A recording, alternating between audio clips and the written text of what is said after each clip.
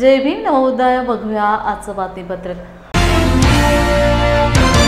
राज्यातील महाराष्ट्र भूषण पुरस्कार प्राप्त व्यक्तींना महिन्याला 25,000 रुपये मिळावे, तसेच दलित मित्र पुरस्कार प्राप्त देतेवेळी 1 लाख रुपये शासनाने द्यावे अशी मागणी प्राध्यापक सुकुमार कांबळे यांनी केली।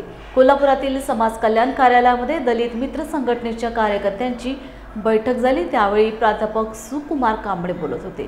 दरम्यान आज कायदेतज्ञ व सामाजिक कार्यकर्ते ॲडव्होकेट असीम सरोदे यांना 3 महिन्यांसाठी यांची वकील सनद रद्द केली आहे, याचा निषेधही व्यक्त करण्यात आला आहे। सर्वांना जय भीम। महाराष्ट्रामध्ये जे दलित मित्र म्हणण्यापेक्षा समाजभूषण पुरस्कार मिळणारे आणि घेणारे ह्यांचे काय प्रलंबित प्रश्न आहेत, त्या प्रश्नाच्या संदर्भामध्ये कोल्हापूर शहरात आज बैठक झाली आणि त्या बैठकीमध्ये जे पुरस्कार प्राप्त लोक आहेत त्यांना किमान महिन्याला 25,000 रुपये मानधन द्यावं अशी एक मागणी आज केलेली आहे। त्यानंतर पुरस्कार ज्या दिवशी दिला जातो त्यावेळेस फक्त 15,000 रुपये मुंबईला येऊन घ्यायचं। आता जर गडिंग्लजचा जर एखादा पुरस्कारता असेल आणि तो जर मुंबईला जायचं म्हटलं तर 25-30,000 रुपये त्याचं फॅमिली सकट खर्च होतं आहे। हे अतिशय तुटपुंजी ती शासनाची मदत आहे। तर या संघटनेच्या वतीनं अशी मागणी आहे की किमान 1 लाख रुपये पुरस्कर्त्याला ते दिलं पाहिजेत। आणि त्याचबरोबर एस टी महामंडळाचा पास दिला जातो, पण ज्या खाजगीकरण जे झालेलं आहे एस टी महामंडळाचं, ज्या लक्झरी वगैरे आहेत, वय 60च्या पुढे आहेत पुरस्कर्त्यांचं, आणि महाराष्ट्र शासनाच्या गाड्या तुम्हाला माहीत आहेत। तर आमची अशी मागणी आहे की लक्झरीला जी परमिशन देत असतात खाजगीकरणाला, त्याच्यामध्ये एक त्यांनी क्लॉज टाकावा की बाबा पुरस्कार प्राप्त लोकांनासुद्धा त्याच्यातून प्रवास फ्री करण्यात यावा, अशी एक मागणी आहे। अशा पद्धतीचे हे सगळे प्रश्न घेऊन आज राज्य लेवलचं एक हे संघटन चालू आहे। हे जर लवकर त्यांच्या मागण्या मान्य झाल्या नाहीत तर मग मंत्रालयाच्या समोर एक मोठं आंदोलन त्यांना उभं करावं लागेल, आणि तो निर्णय आज झालेला आहे। हे सगळं जे शासनाचं काम झालं आहे केंद्राचं राज्याचं, ते लोकशाहीला घातक आहे। लोकशाही त्यांना मान्य नाही असंच दिसतं चित्र। हुकुमशाहीकडे सगळी वाटचाल चाललेली आहे। आताच नुकती एक बातमी मला कळालं की असीम सरोदे हे शासनाच्या विरोधात बोलले, हा रिपोर्ट त्यांनी घेतला आणि बार काउन्सिल ऑफ गोव्यानं त्यांना 3 महिन्यासाठी निलंबित केलेलं आहे कामापासून। ही काय लोकशाही नव्हे, ही हुकुमशाहीकडे चाललेली वाटचाल आहे।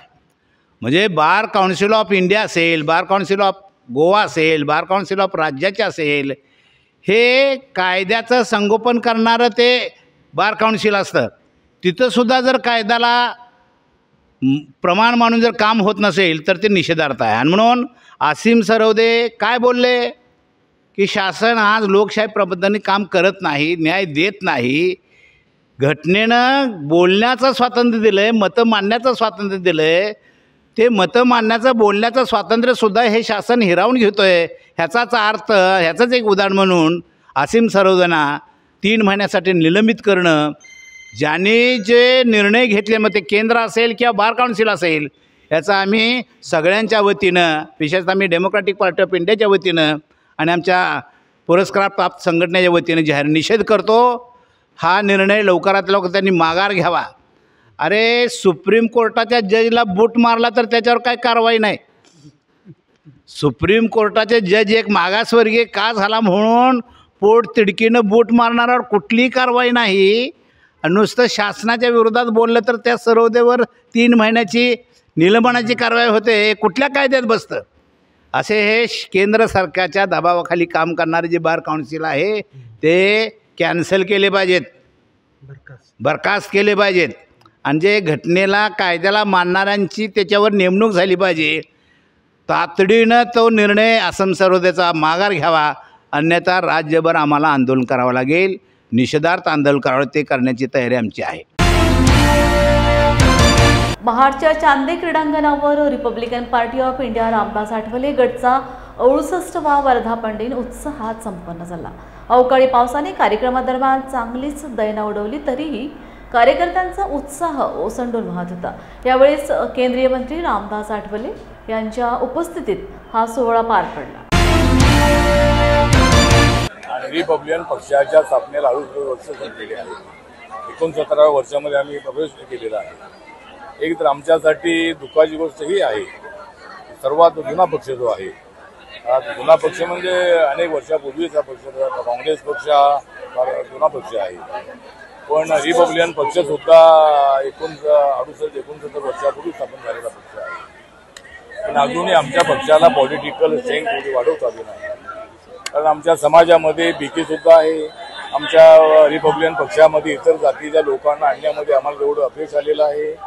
त्यामुळे बाबासाहेबांच्या खुल्या पत्रातला आरपीआय जर सुरू करायचं असेल तर बाबासाहेब आंबेडकरांनी शेड्यूल कास्ट फेडरेशन यासाठी प्रकल्पना केलेली होती की बाबासाहेब आंबेडकर 2 वेळेला लोकसभेच्या निवडणुकीत हरले होते. बाबासाहेब लवकरो मतदारसंघामध्ये हरले होते, नंतर भंडाऱ्यामध्ये हरले होते.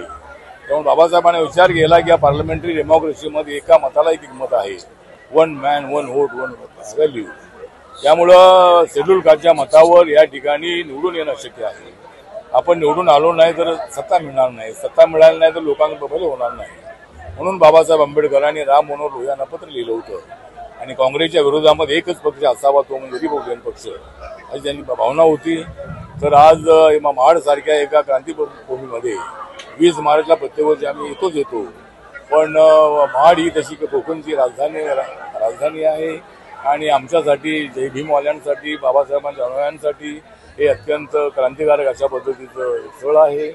आणि म्हणून या ठिकाणी आम्ही मुद्दाम या सांदे मैदानामध्ये आजचा कार्यक्रम ठेवला होता.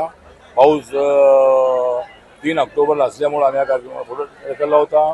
पण पाऊस आज होता, पण पाऊस जरी असलाही पावसाची आवश्यकता आहे. पण पाऊस अवेळी पडल्यामुळे शेतकऱ्यांचं मोठं नुकसान होतं आणि त्यामुळं ठीक आहे, पाऊस जरी असलाही तरी मेळाव्याला लोक हजारो संख्येने आले होते आणि पाऊस असल्यामुळं ते सगळे या सभेच्या सगळे उतरत नाही. तरी त्यांच्या भावना आमच्या पाठीशी आहेत आणि रिपब्लिकन पक्ष जो आहे हा व्यापक करण्यासाठी रिपब्लिकन पक्ष गावागावाचा रिपब्लिकन पक्ष झाला पाहिजे.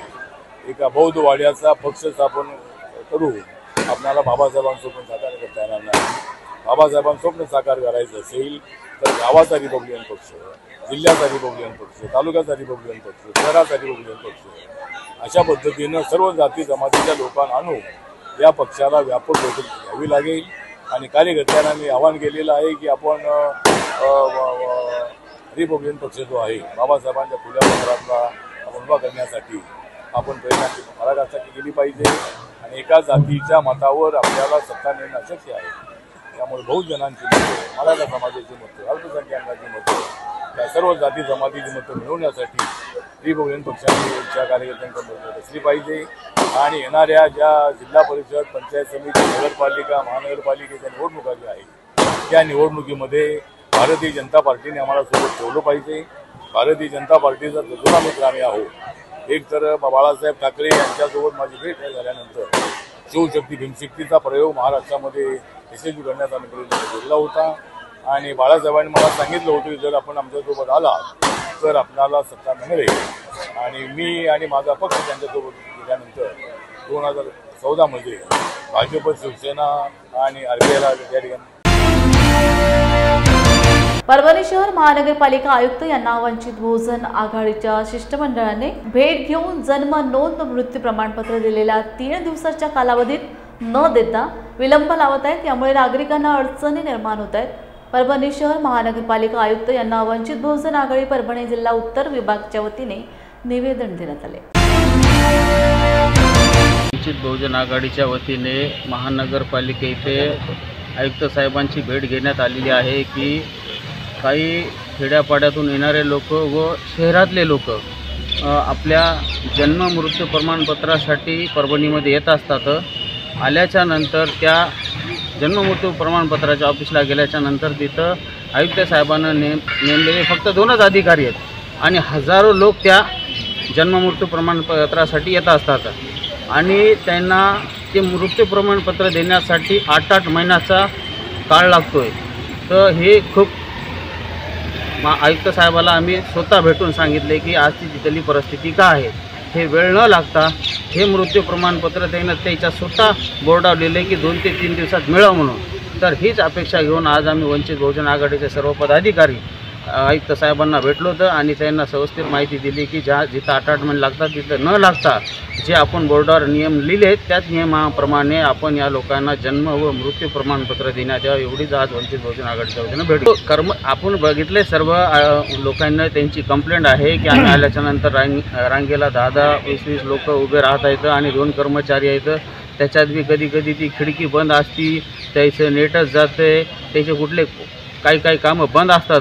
तर एका लोकायला 2-2, 3-3 तास लागायले त्या रांगेमध्ये. म्हणून आम्ही ही पण आयुक्त साहेबांकडे मागणी केली की आपण रिसर तिथं अजून 2-4 कर्मचारी वाढवा. आणि साहेबांना आता आम्हाला तोंडी सांगितलं आहे की मी तेच काम चालू होतं माझं की मी तिथं कर्मचारी वाढवित आहे. क्या हुआ बहू? माँ, पाइल्स की बहुत तकलीफ हो रही है। तो तुम गुदरोग सर्जन के पास क्यों नहीं गई? देखो, जैसे हार्ट के लिए हार्ट स्पेशलिस्ट, ब्रेन के लिए ब्रेन स्पेशलिस्ट, तो पाइल्स के लिए पाइल्स स्पेशलिस्ट क्यों नहीं? स्त्री हो या पुरुष, टॉयलेट में तकलीफ केवल पाइल्स ही नहीं और भी कई प्रकार के गुदरोग तथा कैंसर भी हो सकता है। इसीलिए इसकी प्रत्यक्ष जांच जरूरी है। ठीक है माँ, पर जांच के लिए हम जाएंगे कहाँ? वही काले आयुर्वेदिक पाइल्स हॉस्पिटल में। लेकिन माँ, प्रेगनेंसी में पाइल्स की दवाइयाँ? प्रेगनेंसी में आयुर्वेदिक दवाइयाँ सुरक्षित होती है। जनहित में जारी काले आयुर्वेदिक पाइल्स हॉस्पिटल, औषधि चिकित्सा तथा सर्जरी ट्रीटमेंट उपलब्ध। हमारा पता उमरेड रोड, दिघौरी बस स्टॉप के पास, नागपुर। अधिक जानकारी के लिए वेबसाइट पर जाएं kalepailshospital.com।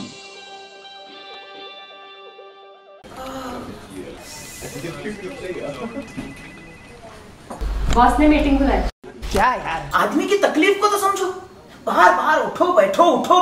जनाब, तकलीफ उठने बैठने की नहीं, तकलीफ बवासीर की है। बवासीर, फिशर, भगंदर, पाइलोनियल साइंस का आयुर्वेद तथा आधुनिक लेजर से उपचार। अभ्युदय पाइल्स लेजर हॉस्पिटल, लोहार समाज भवन के पीछे, महापुष्प सोसाइटी, शताब्दी नगर चौक से मनीष नगर रोड, नागपुर। कॉल और विजिट करें www.pilesfistulacure.com। Doctor Babasaheb Ambedkar research institute of Pali and Buddhism द्वारा आयोजित छत्रपती संभाजीनगर येथील धम्माचल अजिंठा लेणी पर्दापूर येथे 5 नोव्हेंबर रोजी होणाऱ्या 20व्या अखिल भारतीय बौद्ध धम्म परिषदेचे उद्घाटन दक्षिण कोरियाचे मुख्य बौद्ध धम्मगुरू भदंत मास्टर ली चँगबे यांच्या हस्ते होणार असून ते विमानाने नांदेड मार्गे आले असता भदंत पयाबोधी थेरो, भदंत शीलरत्न थेरो, भिक्खू संघ व बौद्ध उपासिकांच्या वतीने त्यांचे व त्यांच्या समवेत आलेले भिक्खू डॉक्टर फ्रा अचान, सिट्टीचोक, सोमवरण, भदंत ली मायोन, बे भदंत मास्टर लिम मुसोंग यांचे नांदेडच्या विमानतळावर जोरदार स्वागत करण्यात आले। स्वागतानंतर कोरियाच्या भिक्खू संघाला छत्रपती संभाजीनगरकडे अखिल भारतीय बौद्ध धम्म परिषदेसाठी रवाना करण्यात आले।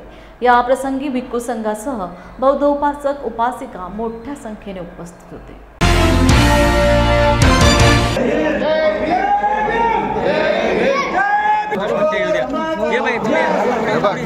नाही सगळेजण असेच थांबा, एक ग्रुप फोटो घ्यायसाठी। श्रद्धावान उपासक उपासिकांनो, अजिंठा येथे धम्मचल या ठिकाणी 76 एकर जागा घेतलेली आहे उपगुप्त भंतेजीने। त्या ठिकाणी पाली विद्यापीठ काढणार आहेत। आज 20 वर्षे पासून बौद्ध धम्म परिषद होत आहे। त्या ठिकाणी अनेक देशाचे, अनेक आपल्या राज्याचे मंत्री अनेक त्या ठिकाणी येऊन त्या स्थळाला तीर्थक्षेत्राचा दर्जा मिळालेला आहे। आणि आज उद्या 5 तारखेला जी धम्म परिषद होत आहे, कोरियाहून जे अतिथी म्हणून एक भंतेजी येणार आहेत, त्या भंतेजीचं स्वागत करण्यासाठी नांदेडमधून उपासक उपासिका मोठ्या संख्येने उपस्थित आहेत। जेव्हा जेव्हा विदेशी पाहुणे येतात त्यांचा सत्कार करणं, सन्मान करणं हा एक बौद्ध धम्म या धम्मामध्ये सांगितलेला आहे। असेवनाच बालान पंडितानाच सेवना, पूजाच पूजनीयनं येतं मंगलं उत्तमं। पूजा करणाऱ्या लोकांची पूजा करणे हे भगवंतानं सांगितलेलं आहे। आणि म्हणून नांदेडची जी काही उपासक उपासिका जागृत आहेत, आज जे काही पाहुणे हैदराबादहून येणार आहेत भंतेजी कोरियाचे, त्यांच्या स्वागतासाठी मोठ्या संख्येने उपस्थित भिक्खू संघ आणि उपासक उपासिका मोठ्या संख्येने आहेत। प्रमुख उपस्थिती पय्याबोधी थेरो या ठिकाणी आपला संघ घेऊन या ठिकाणी पाहुण्यांचं स्वागत करण्यासाठी ते उपस्थित आहेत. वसमतवरून उभारे साहेब हे देखील आलेले आहेत. अनेक उपासक चाहते धम्माचा चळवळ पुढे नेण्यासाठी पुढे येऊन साहेबराव गायकवाड असतील, पुन्हा अनेक म्हणजे भगवानराव ढगे RPAचे जिल्हा अध्यक्ष आहेत, तेही या ठिकाणी उपस्थित आहेत. आणि सहयोगनगर मधून मोठा संघ उपासिकांचा सूर्यवंशीताई यांच्या मार्गदर्शनाखाली अनेक कार्यक्रमामध्ये उपस्थित राहून महिलांना पुढे येण्याचं त्यांचं धाडस प्रत्येक कार्यक्रमामध्ये उपस्थित राहून ते सहकार्य करतात. अशा या चांगल्या कामासाठी आपण आलात. सर्वांच मंगल हो, सर्वांच कल्याण हो, सर्वजण दुःखातून मुक्त हो. याच ठिकाणी थांबतो. Doctor Babasaheb Ambedkar research institute of वाली एंड बुद्धिज्म द्वारा आयोजित 20वी अखिल भारतीय बौद्ध धम्म परिषद दरवर्षी कार्तिक पौर्णिमेला धम्माचल अजिंठा लेणी फरदापूर येथे तालुका सोयगाव जिल्हा छत्रपती संभाजीनगर येथे संपन्न होत असते. या धम्म परिषदेचे उद्घाटक आदरणीय गुरु भदंत डॉक्टर उपगुप्तजी महास्थवीर आणि जे की सचिव आहेत धम्माचल अजिंठ्याचे आणि डॉक्टर SP गायकवाड साहेब जे अध्यक्ष आहेत त्यांच्या मार्गदर्शनाखाली दरवर्षी धम्म परिषद होत असते. 20वी धम्म परिषद आहे. देश विदेशातील भिक्खू संघ आणि संपूर्ण महाराष्ट्रातून देशभरामधून त्या ठिकाणावर बौद्ध उपासक उपासिका धम्म परिषदेला आवर्जून उपस्थित राहतात. हजारो उपासक उपासिका कार्तिक पौर्णिमेला त्या ठिकाणावर एकत्रित येत असतात. 32 फुटाची अखंड मार्बल मधील बुद्धाची मूर्ती त्या ठिकाणावर निर्माण केलेली आहे. ते एक तिथलं मुख्य आकर्षण बनलेलं आहे. दक्षिण कोरियावरून या धम्म परिषदेला भदंत मास्टर ली चांगबे कोरियन बौद्ध धम्माचे डेक जोंगचे मुख्य दक्षिण कोरिया तसेच भदंत ली मायोनबे जे कोरियन राष्ट्रपती कार्यालय बौद्ध समाजासाठी सूचना मास्टर दक्षिण कोरिया तसेच प्रमुख उप अतिथी भदंत मास्टर लिम मुसोंग तपासणी संचालक डेगाक ऑर्डर दक्षिण कोरिया. त्यानंतर भिक्खू डॉक्टर फ्रा आचान सिटी चौक सोमवरण वट महाथाट थाई मॉनेस्ट्री ठाणा तालुका सोयगाव छत्रपती संभाजीनगर आणि गगन मलिक सिने अभिनेते तसेच माननीय किम डू क्वान माजी राज्यपाल दक्षिण कोरिया तसेच माननीय श्री एक फाट्रा फर्स्टी सीट मेथाई अध्यक्ष सीड्स फाउंडेशन थायलंड असे देश विदेशातील मान्यवर भिक्षू संघ आणि मान्यवर येणार आहेत. मान्य सिद्धार्थ हातियामिरे जे आहेत, यशवंतजी उभारे आहेत. हजारोच्या संख्येनं त्या ठिकाणावर उपासक उपासिका येऊन धम्मदेशनेने लाभान्वित होणार आहेत. मान्यवर त्या ठिकाणावर मोठ्या संख्येनं उपस्थित राहत असतात. अजिंठा लेणी ही भारतातील एक ऐतिहासिक बौद्ध धम्माचं प्रतीक असलेली त्या ठिकाणावर लेणी आहे. 이렇게 행사에 초대해 주셔서 고맙고요. 앞으로 기회가 닿는다면은 자주 와서 열심히 같이 인도 불교와 한국 불교가 빛나도록 열심히 하겠습니다. 감사합니다. 이번 불교 행사에 초청해 주셔서 너무 감사드리고요. 저도 대한민국의 불자로서 인도에 정말 많이 와보고 싶었는데 사실은 제가 이번 처음 인도를 방문하게 됐습니다. 이번에 많이 보고 느끼고 제 불심을 더 키우는 큰 계기가 되기를 저도 기대하고 세계문화유산인 아잔타 스쿨도 꼭 한번 보고 싶습니다. Jai Bhim! Jai Bhim! Thank you very much. I'd like to express my heartfelt thanks on behalf of our Korean Buddhist delegation. We are very happy. So this time I came with Mahathero Manchong and very special person who is Dr. Nitin introduced already. He is former governor of Gyeongsangnam province, also a member of National Congress and minister. So he will be the powerful presidential candidate for next president in South Korea. Would you please welcome him, Kim Do-kwan. नमो बुद्धाय. मी यशवंतराव बाबाराव उबारे. दक्षिण कोरियाचे भंते आपल्या भारतात येत आहेत आणि त्यांच्या स्वागतासाठी आम्ही विमानतळावर आलेलो आहोत आणि सर्व मिळून त्यांचे स्वागत करणार आहोत आणि ते आपल्याला खूप चाहतात आणि ते म्हणतात की इंडिया से बुद्ध हम ले गए थे, आप इंडिया को हम बुद्ध लाके देंगे, असे त्यांचे विचार आहेत आणि त्यांच्या स्वागतासाठी आम्ही सगळे उभा आहोत आणि त्या स्वागत करून आम्ही त्यांना अजिंठ्याला नेणार आहोत. आपण सध्या स्थित जे आहे नांदेडच्या एअरपोर्टला आहोत आणि नांदेडकर वासियांना सगळ्यांना, नांदेडच्या सगळ्या वासियांना सप्रेम जय भीम. आज हा विशेष दिवस आहे आणि आज आपल्याकडे साऊथ कोरियाकडनं भिक्षुगण तर आलंच आहे. फार मान्य म्हणजे तिथले जे मान्यवर भिक्षुगण आहेत ते आलेले आहेत नांदेडला आणि त्याच्यासोबतच आपल्याकडे साऊथ कोरियाचे फॉर्मर गव्हर्नर आलेले आहेत. ते आता साऊथ कोरियाच्या प्रेसिडेंट इलेक्शनला ते उभे राहणार आहेत, पुढच्या प्रेसिडेंट इलेक्शनला. तर त्यांना आपण इथे बघतोय. त्याच्यासोबतच साधू म्हणून त्यांचा जो आहे 3दा त्यांच्या पुढच्या इलेक्शनसाठी समजा ते साऊथ कोरियाचे प्रेसिडेंट झाले तर ते नांदेडला येतील अशी आपण इच्छा व्यक्त करू. आणि फॉर्मर गव्हर्नर साहेब आहेत साऊथ कोरियाचे आणि प्रेसिडेंट इलेक्शनसाठी ते उभे राहणार आहेत पुढच्या वेळेस. त्यांचं असं म्हणणं आहे की मला इथे येऊन फारच आनंद झाला आणि पहिल्यांदा मी भारताच्या भूमीवर पांढऱ्या कपड्यांमध्ये आपल्या उपासिका आणि उपासकांना बघितलं आणि माझं मन भरून आलं. त्याच्यानंतर मी जाणार आहे अजिंठ्याला कार्यक्रम आहे. अजिंठा पहिल्यांदा मी पाहीन आणि हे सगळे मेसेज तुमचे जे चेहरे आहेत ते हसणारे चेहरे आहेत, त्यांचे जे विशेष आहेत, खास करून जे तुमचे माझ्यासोबतचे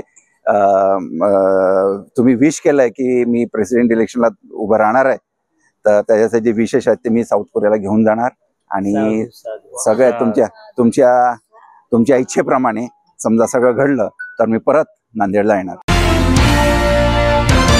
ज्येष्ठ सामाजिक कार्यकर्ते आणि कायदेतज्ञ वकील असीम सरोदे यांच्यावर राज्यपाल आणि न्यायव्यवस्था यांच्यावर जाहीर वक्तव्य केल्याच्या प्रकरणावरून त्यांची 3 महिन्यांसाठी वकिलाची सनद निलंबित केली आहे. या पार्श्वभूमीवर कोल्हापुरात पुरोगामी चळवळीच्या कार्यकर्त्यांनी याचा निषेध केलाय.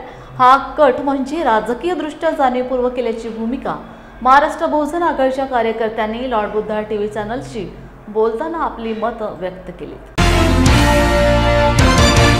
प्राध्यापक NS कांबळे सर, प्राचार्य प्रमोद हुपरीकर सर हे परवाच महाराष्ट्रातील प्रसिद्ध विधितज्ञ असीम सरोदे यांच्यावरती महाराष्ट्र आणि गोवा काउन्सिलनं 3 महिन्यासाठी जो त्यांची सनद रद्द केलेली आहे किंवा रद्दबादल ठरवलेली आहे, या संदर्भामध्ये आम्ही आपली भूमिका मांडत आहोत.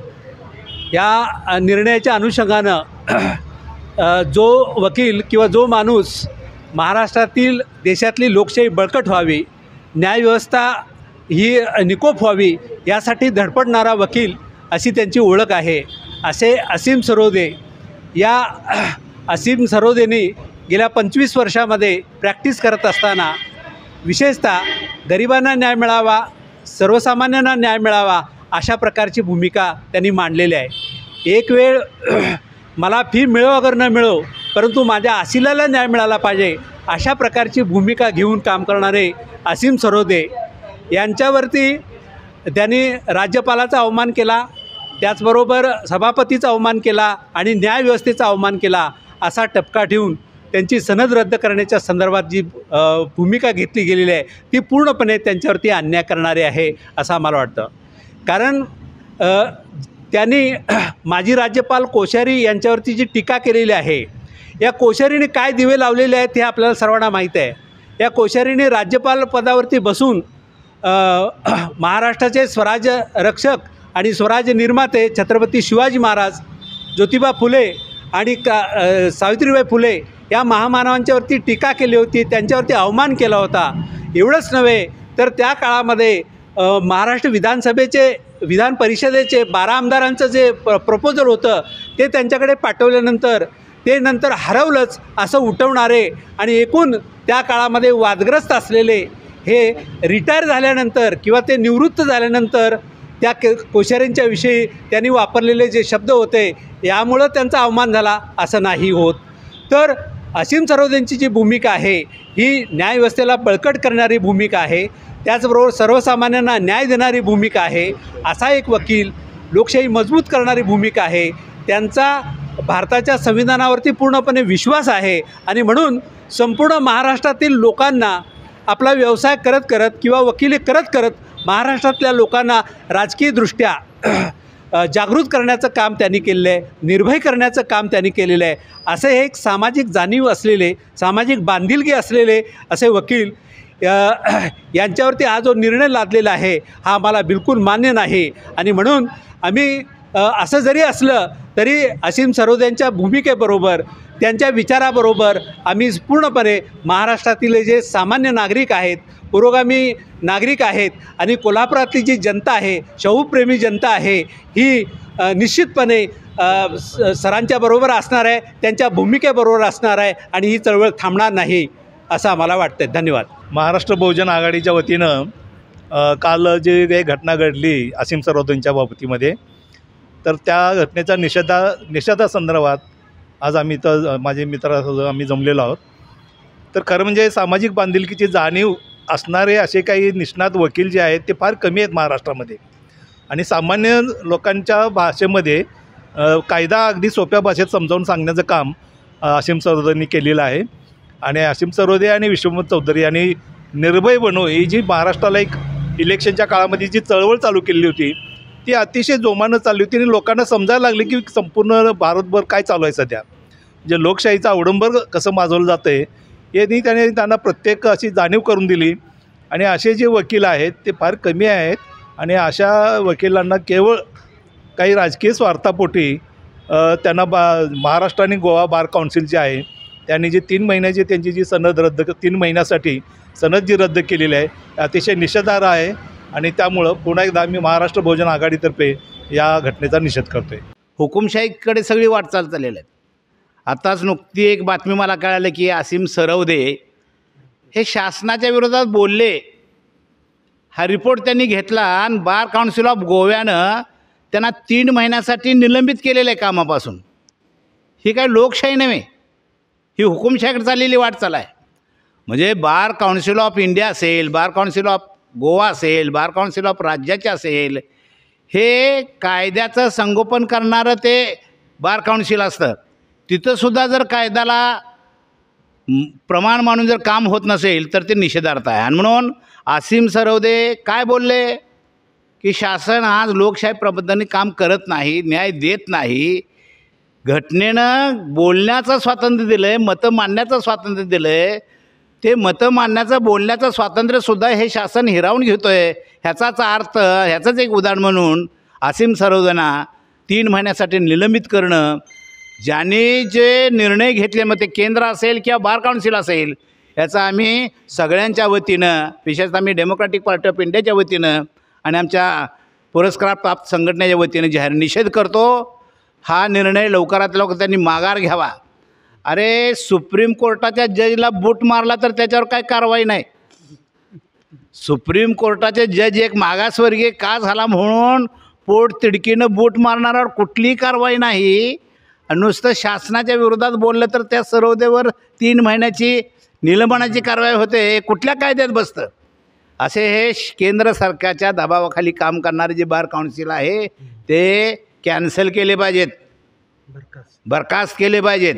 आणि जे घटनेला कायद्याला मानणाऱ्यांची त्याच्यावर नेमणूक झाली पाहिजे. तातडीनं तो निर्णय असीम सरोदेचा माघार घ्यावा, अन्यथा राज्यभर आम्हाला आंदोलन करावं लागेल, निषेधार्थ आंदोलन करावं. ते करण्याची तयारी आमची आहे. यांनी जो घेतलेला निर्णय आहे तो निर्णय अतिशय निषेधार्ह आहे. आणि देशामध्ये एवढ्या मोठ्या घटना बेकायदेशीर घडत असताना कोर्ट कचऱ्यांच्या बाबतीत एका सामान्य पुरोगामी अशा विधिज्ञावर अशा तऱ्हेनं बंदी घालणं आणि तीच पण पक्षांतरबंदी कायदा याच्या निर्णयावर ते आपलं म्हणणं सादर कोर्टामध्ये करणार होते. त्या संदर्भात त्यांनी ते करू नये असा विषय असताना त्यांच्यावर बंदी घालणं हे अतिशय बेकायदेशीर आहे. महाराष्ट्र बहुजन आघाडीच्या वतीनं आम्ही या गोष्टीचा निषेध व्यक्त करतो. जय भीम मीडियाच्या बातमीपत्रात वेळ झाला इथेच थांबण्याची. पुन्हा भेटूया ताजा घडामोडी घेऊन. जय भीम.